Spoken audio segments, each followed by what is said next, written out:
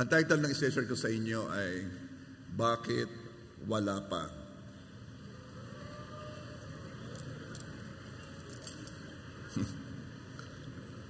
This will be a series.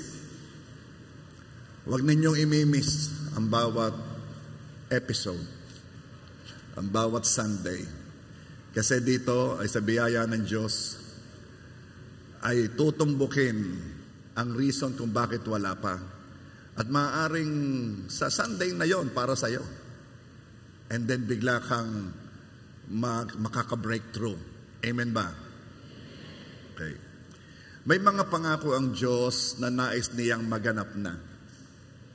Ezekiel 12:28. Therefore, tell them that this is what the Lord God says. None of my words will be delayed any longer. The message I speak will be fulfilled, declares the Lord God. Sabihin mo, wala nang maaantala. When I was looking at this verse, meron akong nakita. So, may mga pangako pala, may mga blessings pala, may mga answers sa prayers pala na nadidelay. At may mga reasons ito. By God's grace, sa araw na ito, we will talk about 2 reasons only. Next Sunday will be yung mga susunod pa. Kaya sabihin mo sa katabi mo, huwag kang mawawala.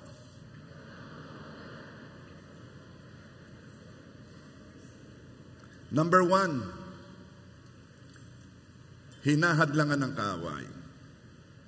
Tulad ng na-delay na sagot sa panalangin, sagot ng Diyos sa prayers ni Daniel, na-delay ito ng 21 days. Basahin ko sa inyo ang pangyayari para hindi ko na ikwento. Daniel 10, 12, and 13. Then he said to me, do not be afraid, Daniel. Ito ay, ang nagsasalita ay si Gabriel. Angel Gabriel. Then he said to me, do not be afraid, Daniel, for from the first day that you set your heart on understanding this and on humbling yourself before your God, your words were heard, and I have come in response to your words. Wow. Huwag kang matakot, Daniel. Sa unang araw na iyong itinalaga ang puso mo na maunawaan at ikaw ay magpakumbaba sa harapan ng Diyos, ang iyong salita at iyong panalangin ay narinig. At ako'y dumating kaagad bilang answer o tugon ng Diyos sa iyong panalangin. Verse 13. But the prince of the kingdom of Persia was withstanding me for 21 days. Then behold, Michael, one of the chief princes, came to help me, for I had been left there with the kings of Persia. Si Angel Gabriel ay challenge ng mga territorial spirit na ang tawag ay the prince of the kingdom of Persia. 21 days siyang inantala. And then, dumating si Archangel Michael. Ito yung mga chief angels yan. Dahil, sabi ni Gabriel, ay naiwan ako doon Ang mga katunggali ko ay mga kings of Persia. Angel Gabriel is talking about the territory, the spiritual realm, na yung sagot sa panalangin ay nantala. This is the reason kung bakit nire-rebuke natin ang kaaway. Kung inyong mapapansin, many times kapag sa activation, ay aking winawasak ang gawa ng kaaway at inuutosan ko siya to take his hands off the blessing of the children of God. Sabi ko, Satanas, alsin mo yung maduduming mga kamay sa mga pagpapala ng Diyos. At ako'y nagdideklara ng breakthrough. Kaya tayo nananalangin. So this is just one of the reasons. Ang akala natin ay pag may nadidelay na blessing, laging gawa ng kaaway. Hindi. Pwede ring kaya may delay, si Jesus mismo yon. Oh, yes. Si Jesus mismo ang nag-delay. Isa sa pinakamalinaw na na-delay ang blessings ay makikita sa istorya nung binuhay ni Jesus si Lazarus. Si Lazarus at ang mga kapatid ni Lazarus, si Mary at si Martha, ay mga close friends at disciples ni Jesus. Alam ng magkakapatid kung paano magpagaling si Jesus ng may sakit. Kaya nung nagkasakit si Lazarus, ang kapatid nila, nagpasugo si Mary at si Martha kay Jesus para puntahan ni Jesus ang kapatid niya. Ito ang sabi ng John 11, verses 2 and 3. Dahil may sakit si Lazaro, nagpasabi kay Jesus ang magkapatid, Panginoon, ang minamahal ninyong kaibigan ay may sakit. Confident si Mary at si Martha na dahil malapit ang relasyon nila kay Jesus, ay kaagad pupunta si Jesus without delay. Na once marinig ni Jesus na may sakit si Lazarus, ang minamahal niyang kaibigan, ay iiwan ni Jesus lahat ng ginagawa niya at pupunta kay Lazarus. Yun ang pagkaunawa ni na Mary at ni na Martha. John 11:4. Nang marinig ito ni Jesus, ay sinabi niya, hindi niya ikamamatay ang sakit na ito. Nangyari iyon upang maparangalan ng Diyos. At sa pamamagitan nito ay maparangalan ng anak ng Diyos. Anong ibig ko sabihin? Tingnan nyo ha. Pinahintulutan ni God mangyari ang sakit ni Lazaro upang maparangalan si God at si Jesus. Pinahintulutan. Yes, may mga problema na hinahayaan ng Diyos mangyari upang maluwalhati siya. Kaya naman, kahit ano pang prayer, ano mang prayer mo, ano mang man's effort ang gawin, pag-aralan mo man o planuhin ang sasabihin, ay mapapansin mo, hindi mo pa rin mapigilan o masolusyonan ang problema. Bakit? Kasi si Jesus ang may akda nito. Ako, by God's grace, kapag na-discern ko agad na ang Diyos yun, ako'y natigil na. Ayaw ko ng mag-man's effort. John 11 verse 5. Mahal ni Jesus ang magkakapatid na Martha, Maria at Lazaro. Ilang beses sinabi ito na mahal ni Jesus yung magkakapatid. Di ba kung mahal, kapag sinabing puntahan mo may sakit, kaagad pumupunta? Di ba? Pero ang sunod na ginawa ni Jesus ay nakagulat sa lahat na naroon. John 11:6. Gayon man, nagpalipas pa siya doon ng 2 araw. Mula nang mabalitaang may sakit si Lazaro, nagpalipas. Hindi nga sinabi kung may ginagawa nagpalipas. John 11:7. Pagkatapos nito, nung 2 araw, sinabi niya sa kanyang mga alagad, magbalik tayo sa Judea. Magbalik tayo doon sa lugar ni Lazaro. Dahil sa delay na iyon, namatay na si Lazarus. Clearly, intentional, dinelay ni Jesus ang pagpunta niya. Clearly, intentional, dinelay ni Jesus ang healing. Dinelay ni Jesus ang blessing. Clearly. Kaya nung dumating si Jesus sa Bethany, 4 ng araw na nakalibing si Lazarus. Sabihin mo nga, delay. Ano ang responses ng mga tao kapag may mga blessings na delayed? Ano ang mga tugon ng mga tao sa mga sitwasyong ito? God, akala ko ikaw ay makapangyarihan. Akala ko ikaw ay all-powerful. Magagawa mong lahat. Bakit mo naman hinayaang mangyari ito? Pwede mo namang pigilan. Pwede namang hindi. Bakit? Ito'y katulad ng sinabi ng mga ilang taong nakikiramay sa libingan ni Lazarus. Itong sinabi nila John 11:37. Sinabi naman ng ilan, na pagaling niya ang bulag, bakit hindi niya napigilang mamatay si Lazaro? Ito sa ibang pagkaunawa para na rin sinasabing, kala ko kayo magaling. Bakit niya hinayaang mangyari? Look at the responses ng mga tao kapag may na-delay na blessing.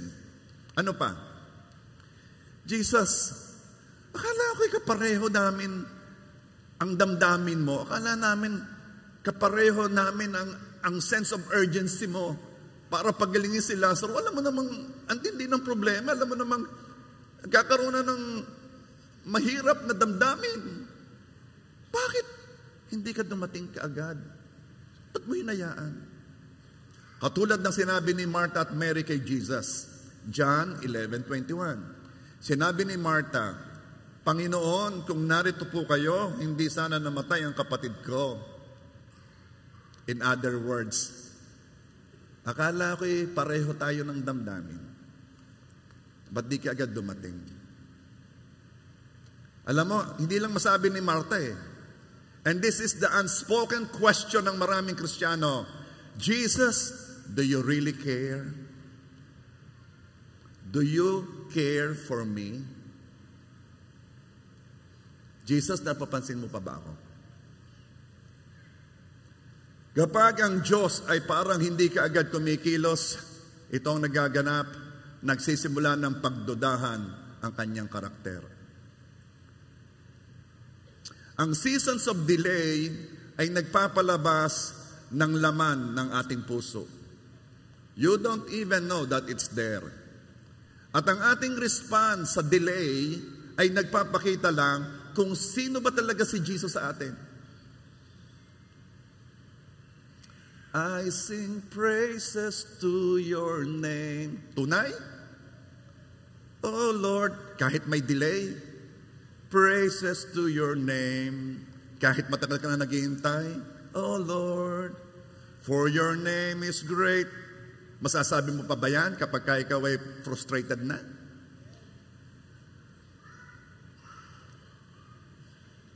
Kapag may delay, ang noong napakatibay na pagkakilala mo kay Jesus at sa kanyang pagiging Diyos at sa kanyang karakter ay nagsisimula ng umuga. Jesus, are you there? Ang mga noon na hindi matinag na katotohanan ay sinisimula na nating tanungin.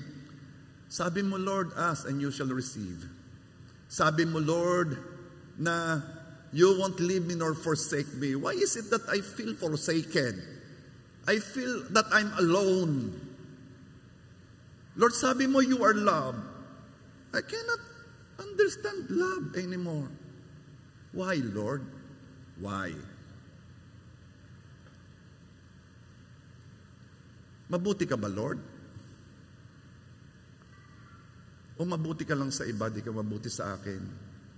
Kasi, pag nakikita ko at inihahambing ko sa ibang nangyayari sa akin, parang hindi ka mabuti sa akin.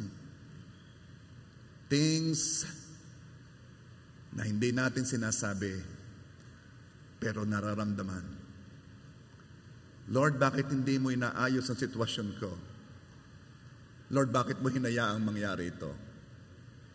Lord, kaya mo ba talaga?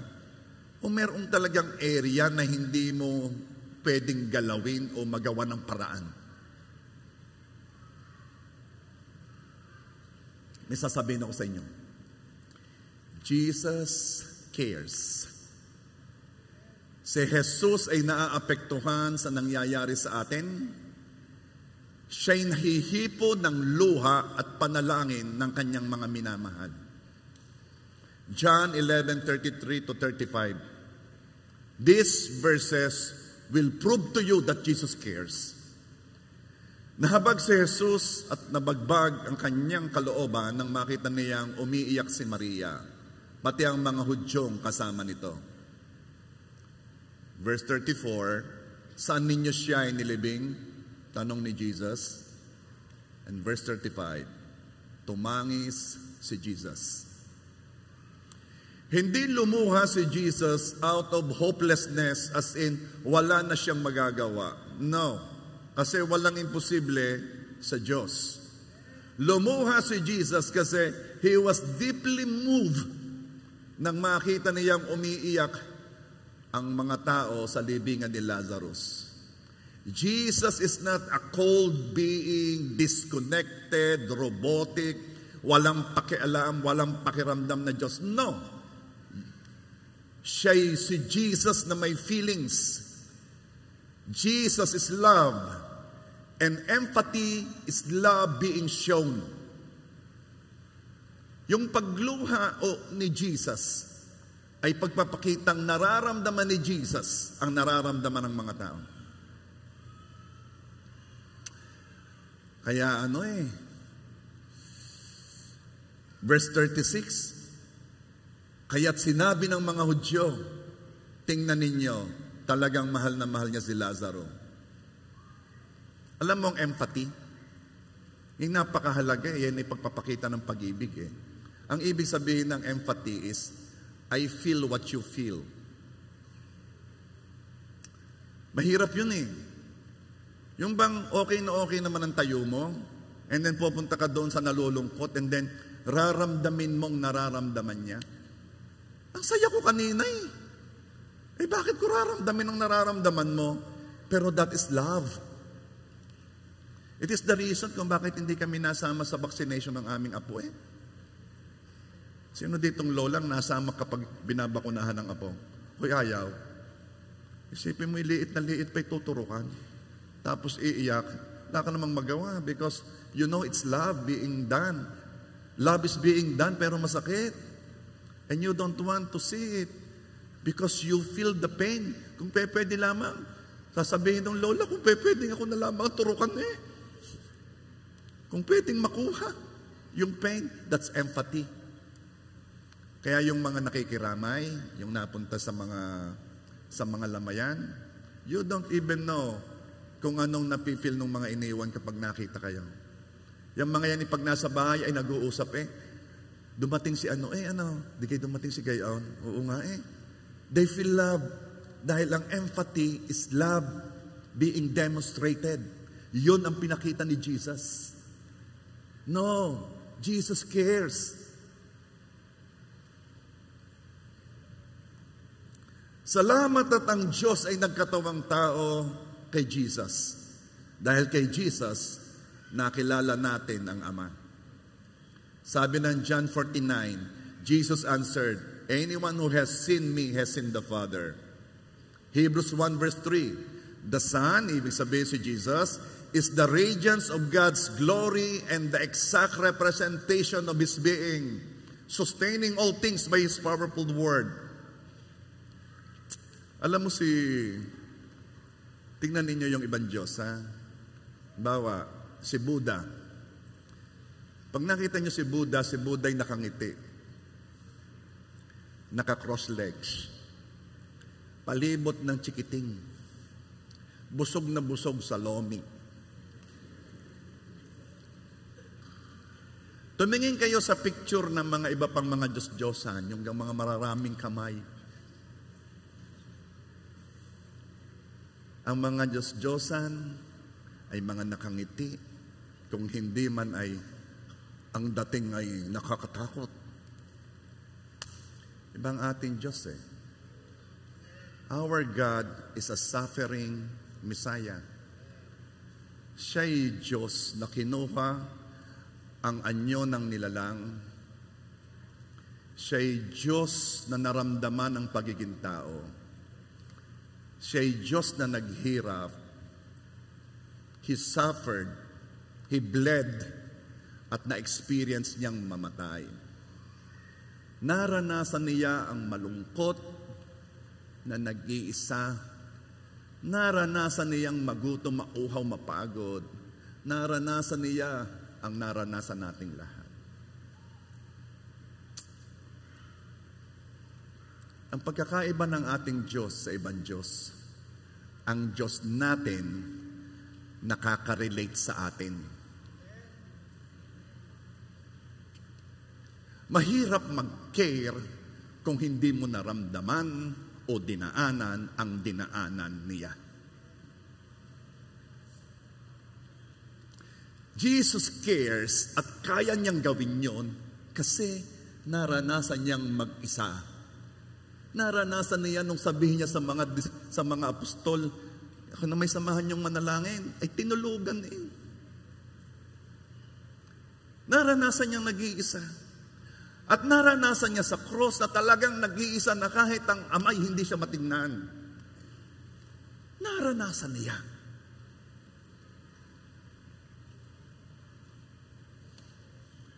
Ano ang makikita natin sa pagluha ni Jesus? Isang Diyos lumuha dahil nag-e-empathize sa kanyang mga nilalang, sa mga taong nasa libingan ni Lazarus.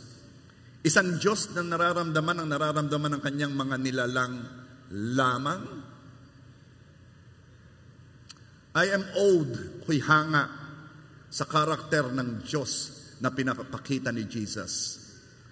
Hindi lamang doon sa Jesus cares, hindi yun eh. Ang mahirap i-comprehend ay how come na ang isang napakataas na Diyos na pinaglilingkuran ng mga anghel simula pa ng walang simula ay bumaba sa lupa at i-involve ang kanyang sarili sa affairs ng tao. Anong question do you care? Anong do you care? Ang taas pa nga ng tanong na Jesus, do you care eh? Why? Kasi masyadong clear, masyadong vivid, masyadong maliwanag ang care ni Jesus. Pwedeng hindi niya ramdamin ang nararamdaman ng nilalang. Pwedeng nasa langit lang siya. The mere fact na siya'y bumaba at kunin ang ating anyo, kunin ang anyo ng tao, kulang pa ba yun? Pero hindi natin kita eh. Hindi natin kita. Ang magkatawang tao ang Joseph upang ipakita ang kanyang care ay sobra na. Kahit ang psalmist ay nagtatanong, awit 8 verse 3 and 4, pinagmasdan ko ang langit na gawa ng iyong kamay, pati ang buwan at ang mga bituin na iyong inilagay. Verse 4, ano ba ang tao upang iyong pahalagahan? O ang anak ng tao upang iyong pangalagaan? Ano sabi ng psalmist? Napakaliit ng tao upang iyong pahalagahan. Pag nakikita ko ang universe, pag nakikita ko ang mga planeta, pag nakikita ko ang bituin, pag nakikita ko ang langit, anong nakita mo sa tao? Upang iyong pahalagahan. Upang kunin mo ang kanilang anyo. Kakaiba sa ibang Diyos-Diyosan na napaka-distant. Mga Diyos-Diyosang ang mga tao ay takot na baka sila makagawa ng mga ikagagalit ng mga Diyos-Diyosan. Kaya ang dami nilang ginagawa, takot, out of duty and obligation, kasi baka malasin, baka magalit, baka gawin, baka mangyari ito. Kaya laging nilang gumagawa ng mga bagay to appease a God who hates them. Takot sila. Kakaiba sa ating Diyos. Ang ating Diyos ay bumaba. Kinuha ang ating anyo, niramdam ang ating nararamdaman. Pero pag hindi mo kilala ang Diyos, mapapasunod ka sa ritual o kultura ng mga taong hindi kilala ang Diyos. Palilibanin mo ang bata sa kabaong bago ilibing? Bakit? Huwag nga kayong gagawa ng mga bagay dahil ginagawa ng matanda. Dahil pag tinanong mo yung matanda kung ba't niya ginagawa, ang sasabihin din lamang sa iyo, nakita ko sa matanda. At pag tinanong mo yung matandang iyon, ang sasabihin niya, ba't niyo ginagawa? Nakita ko sa matanda. Magtanong kayo, bakit niyo ginagawa? Kaya ginagawa sila'y takot. Takot na baka may mangyari. May sasabihin ako sa inyo. Napakahina ba ng Diyos na hindi niya maiingatan ng bata, kaya kailangan mong iliban?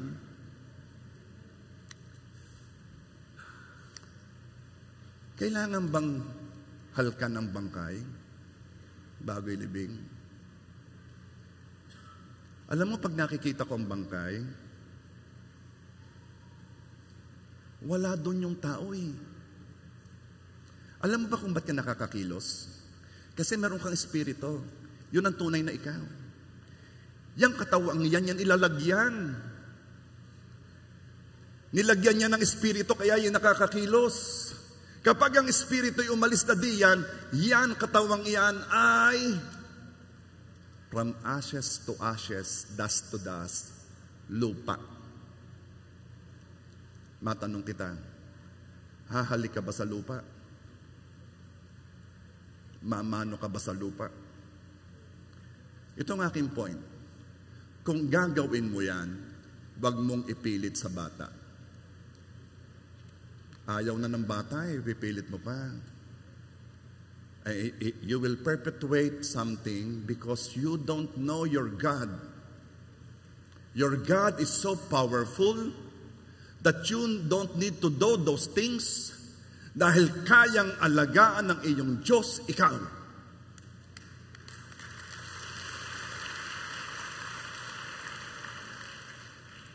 Jesus cares. Higit sa kayang unawain ng lahat na naroon sa libingan ni Lazarus. Jesus is all-powerful. At nung tinawag niya si Lazaro, nakita nila ang kapangyarihan ni Jesus na higit pa sa kaya ng isip nilang unawain. Yes, nagpapagaling siya ng may sakit. Pero hindi pumasok sa kanilang kokote na kaya ng Panginoong Hesus bumuhay ng patay. 4 na araw nang nakalibing.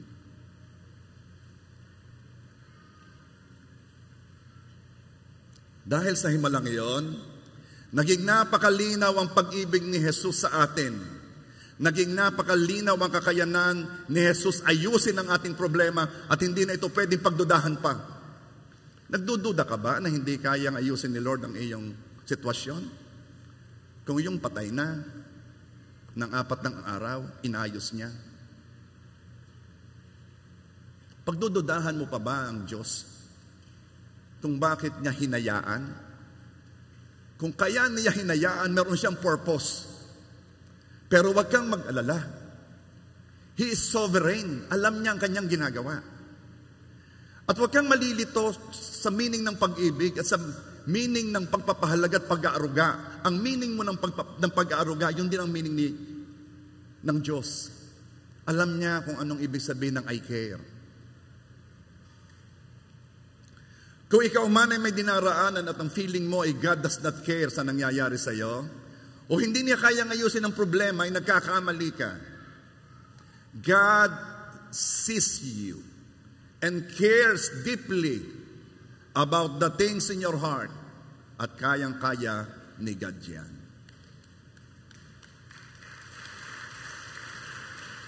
God cares and knows how to take care of you. Huwag mo siyang sabihan kung papaano kanya aalagaan, marunong ang Diyos. Alam niya kung paano mag-care.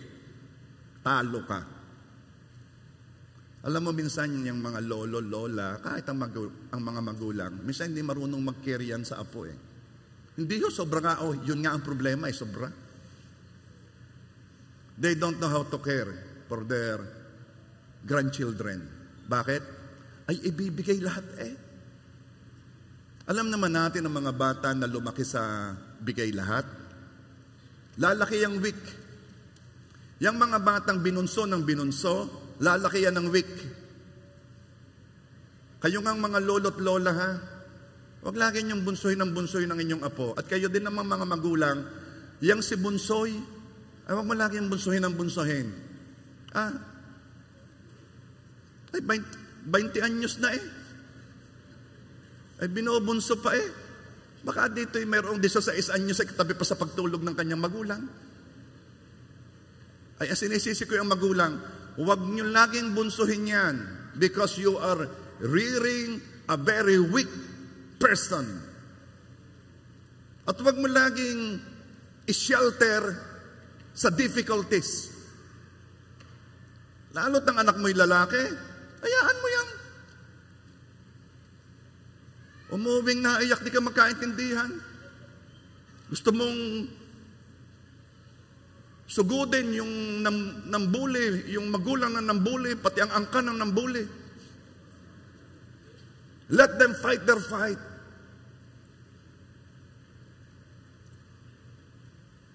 God knows how to care. Kaya kung hinahayaan ka ng Diyos dumaan sa mga sitwasyon, that is His way of caring. Ayaw niyang magpalaki ng Kristiyanong bonjing. Laki-laki na, nadede pa. Laki-laki na, hindi mo pa rin alam ang salita. Laki-laki na, alam mo pa rin lamang ay mga maliliit na yung mga elementary teachings. Laking-laki mo na, natingin ka pa rin sa ulap at sasabihin mo, oh, nag-iitsurang anghel. Anong sabi? Yun bang revelation mo? Bonjing ka eh.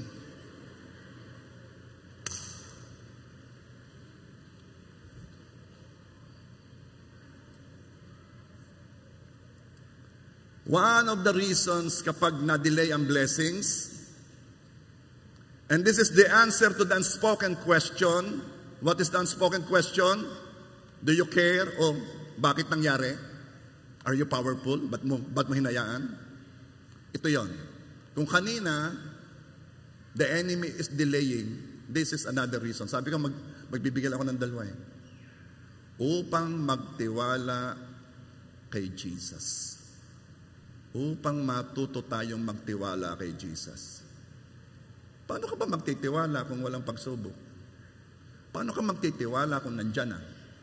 Ang pagtitiwala ay kailangan mo lamang pag nadidelay.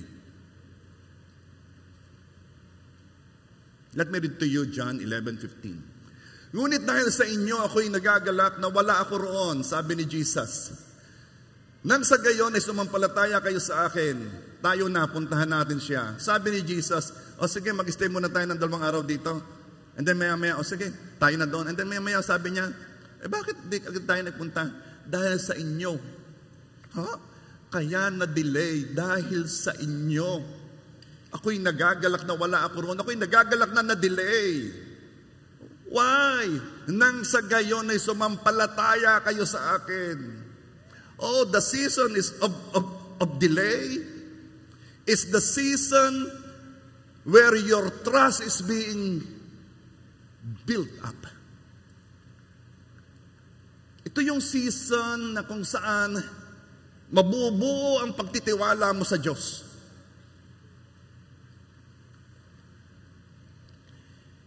Ito ang reason ng delay. Gusto ni Jesus dalhin ang mga disipulo sa mas mataas na level ng pananampalataya. Sa palagay ninyo after this, maniniwala na ba sila kay Jesus?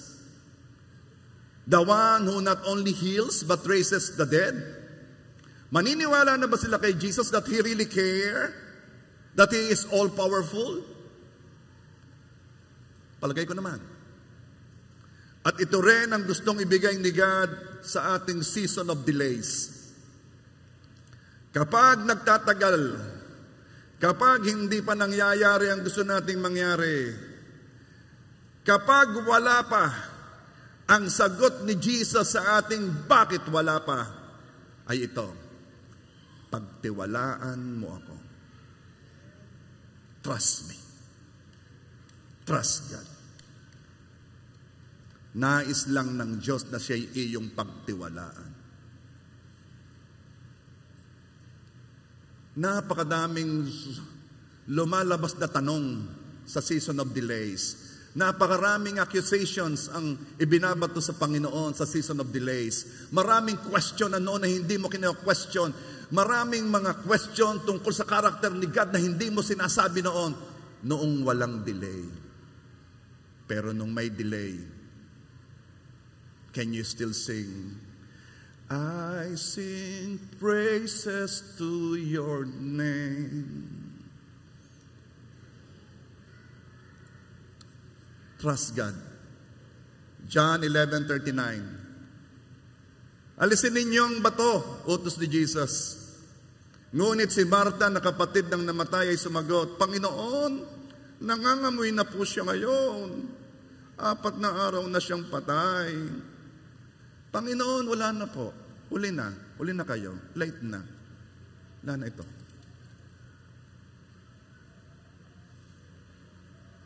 At tampo ka kay Lord.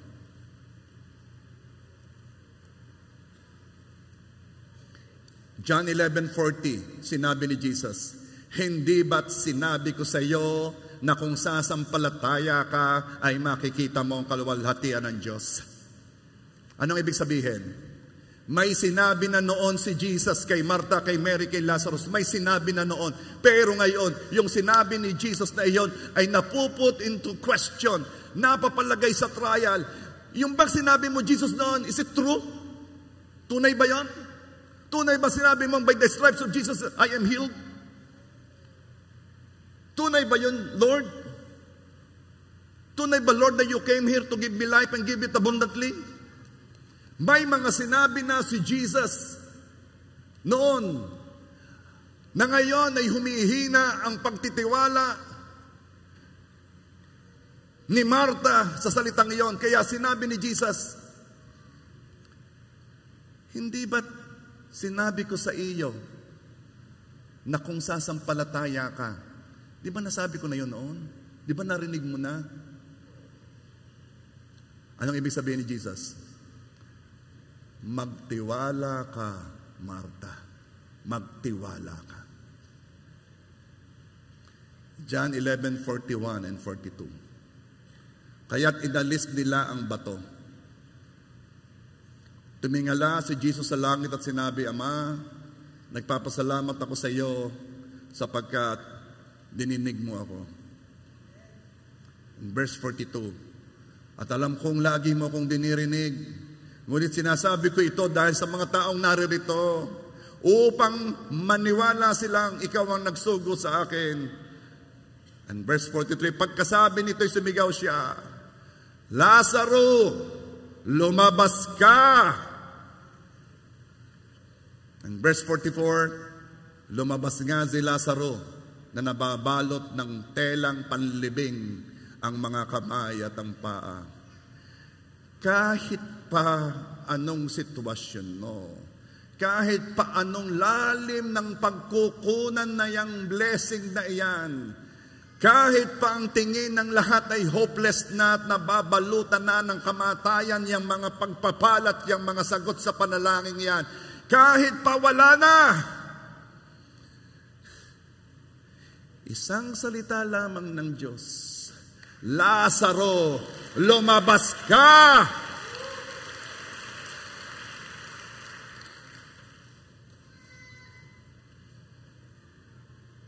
Inuutos ni Jesus sa kanila, kalaganin niyo siya at nang makalakad siya. Gusto mo bang meron ka ring may ambag? Kasi maraming kapag gusto nilang mangyari, nagmamans effort sila.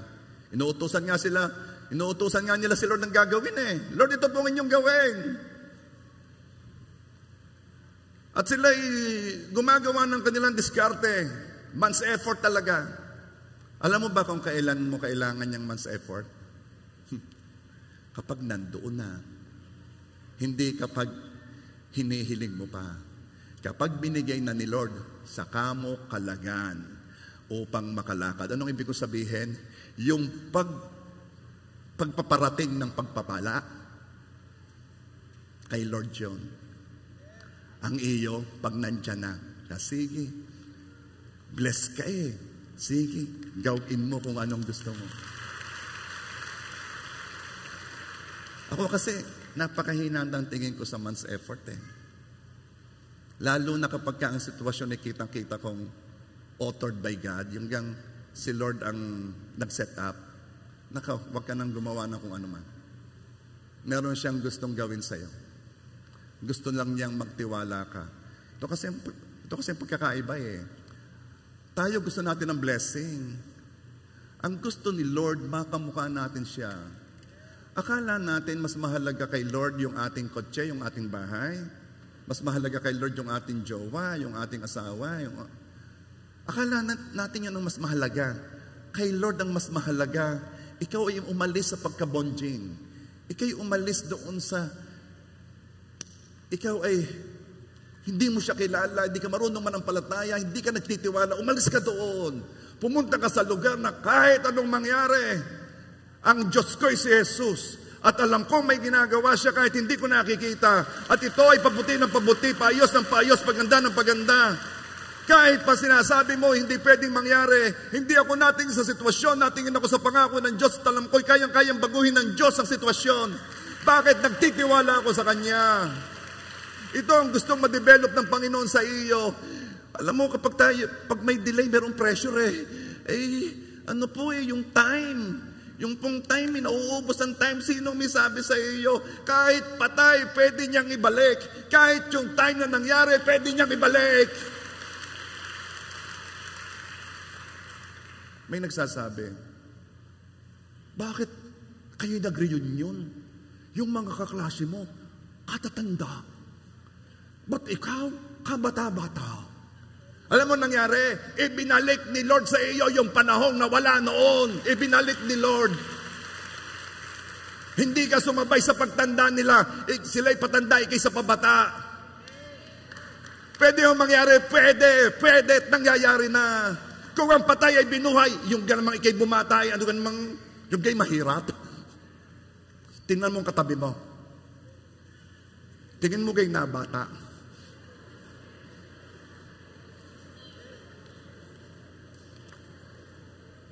Kapag tingin mo ay nabata, ang ibig sabihin, nagtitiwala yan kay Lord.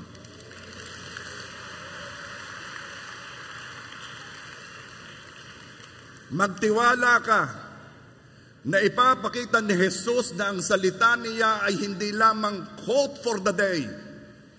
Magtiwala ka ng salita niya hindi lamang pang-post sa FB. Magtiwala ka ng salita ng Diyos ay mararanasan mo. Magtiwala ka. At humanda ka. Gustong gusto nang mangyari ni Lord. Kung gusto mo, mas gusto ni Lord. Kaya sabi na Ezekiel 12:28, therefore tell them, and I am telling you what the Lord God says, none of my words will be delayed any longer. Sa mga pangako ko sa inyo, wala nang madidelayed. Ayaw ko nang madelay na. Ang gusto ko'y mangyari na ang kalooban ko. At ang kalooban ko ay ikaw ay dumating sa puntos na ang pagtitiwala mo'y buong buo. Walang duda na siya'y nagmamahal sa iyo. Walang duda sa kanyang kapangyarihan. Ang kapangyarihan niya'y napakatindi. Kaya niyang bumuhay ng patay ng 4 na araw at may sasabihin ako sa iyo, kahit sarili niya, binuhay niya. Alam mo yung pagkakaiba ng ating Diyos? Sabi ko sa inyo, He's a suffering Messiah. Alam niyo pagkakaiba? Ito yon.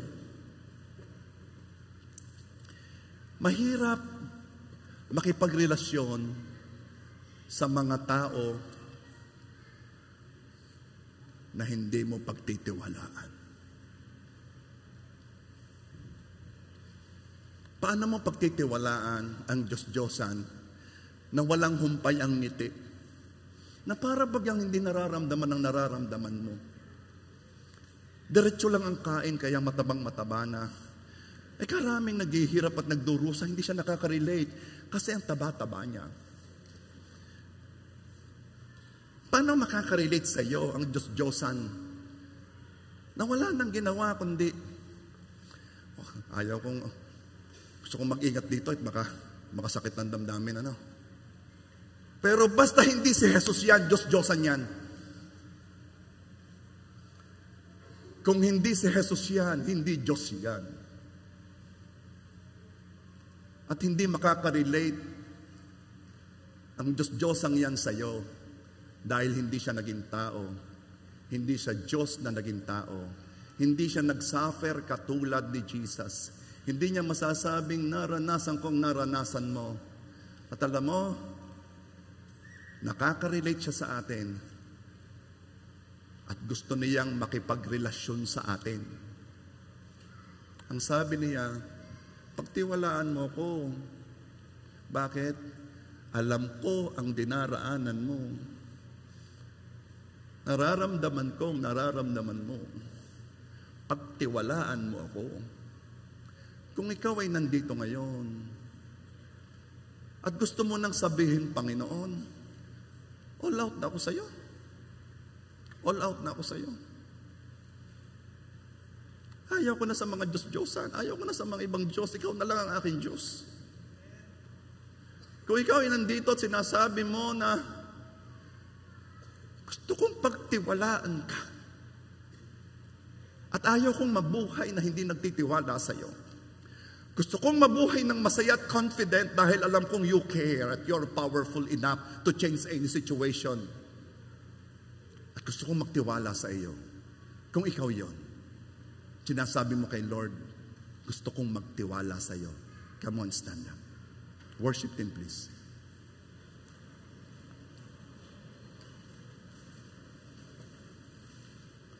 Ezekiel 12:28. Therefore tell them that this is what the Lord God says.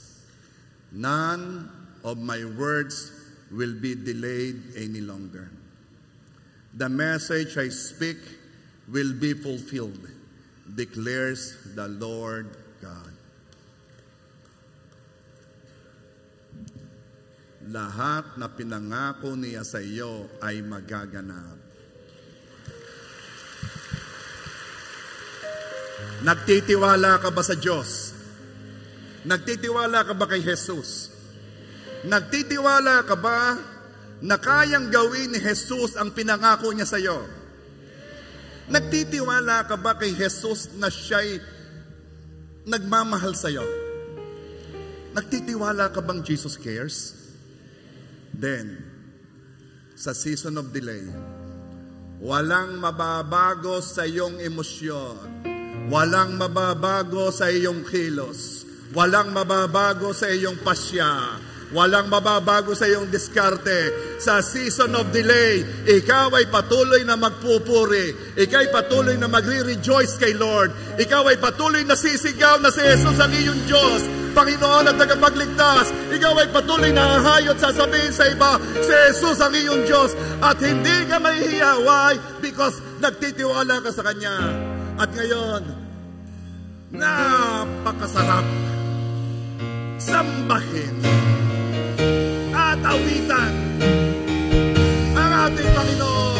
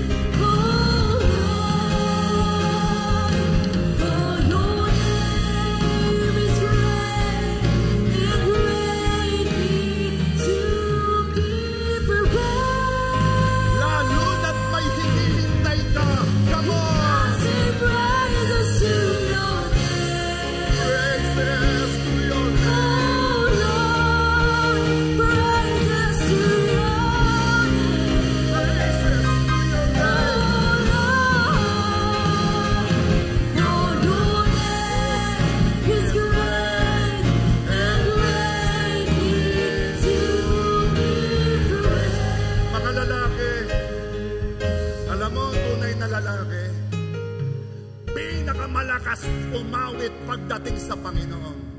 Ang mga tunay na lalaki hindi nahihiyang sabihin, ikaw, Panginoon, ang pinakamalakas at pinakamataas.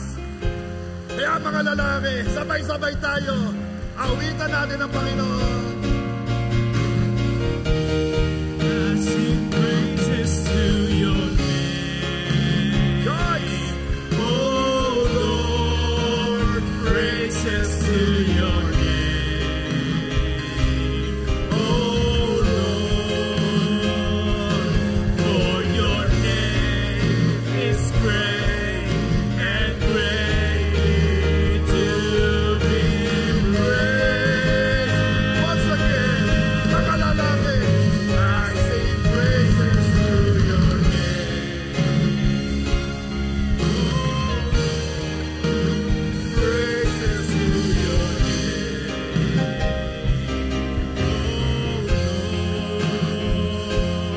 Oh your name is great and great to be. mga babae, sabayan mo ang mga lalaki, ha? Hindi ko kayo makakantay na kayo lang. Sabayan mo ang mga lalaki. 1, 2, 3. I sing Praises to your name. Oh Lord, praises to your name.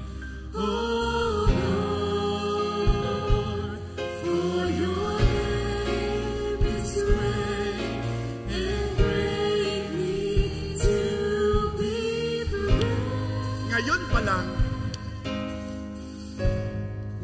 lang, may mga na-delay na dumarating na. Ngayon pa lang.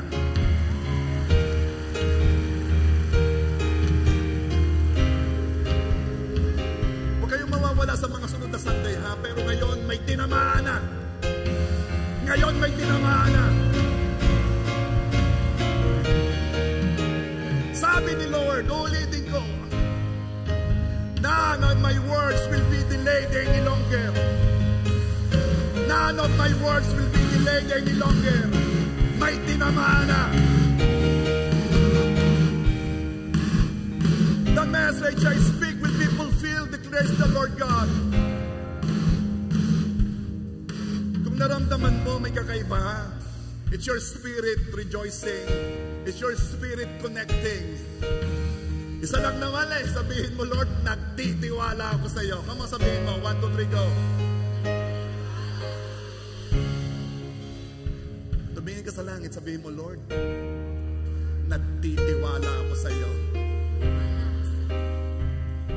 Isa pa, Lord, buong-buo ang pagtitiwala ko sa iyo.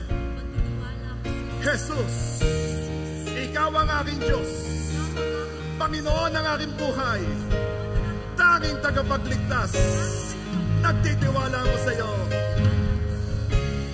I sing praises to your name. Oh Lord, praises to your name. Oh Lord, for your name is great and greatly to be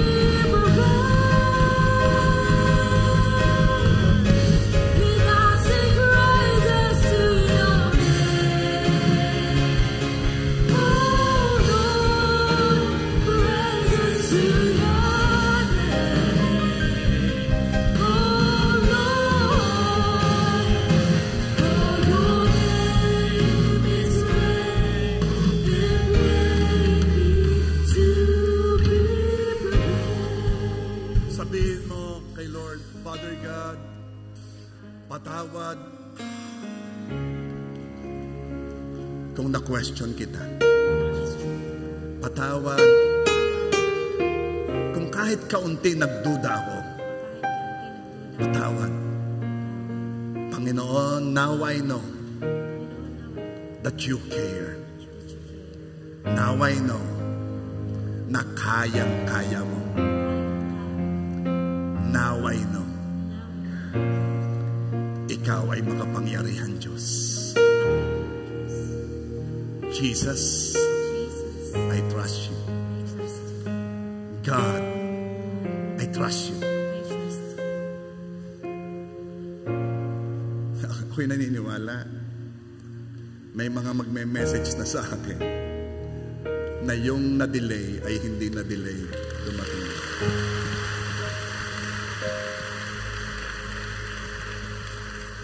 Ako'y naniniwala na marami na dito ay naganap na ang sinabi ni Lord, my words will not be delayed anymore.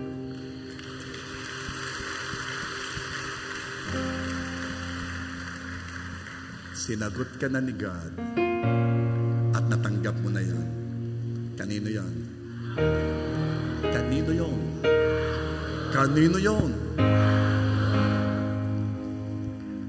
Ikaw ay mabubuhay na nagtitiwala ano mang dinadaanan mo. Hindi mababago ang iyong diskarte, hindi mababago ang iyong emosyon. Alam mo kung sino ang Diyos mo at alam mo kung sino ka kay Lord. Alam mo that your God cares for you, that He suffered, bled, died for you. Naranasan niyang naranasan mo at siya'y nakikipagrelasyon sa iyo, siya'y mapapagkatiwalaan. Alam mo yun.